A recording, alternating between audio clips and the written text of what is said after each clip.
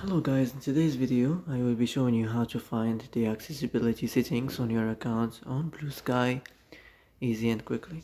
So first of all, enter the Blue Sky application,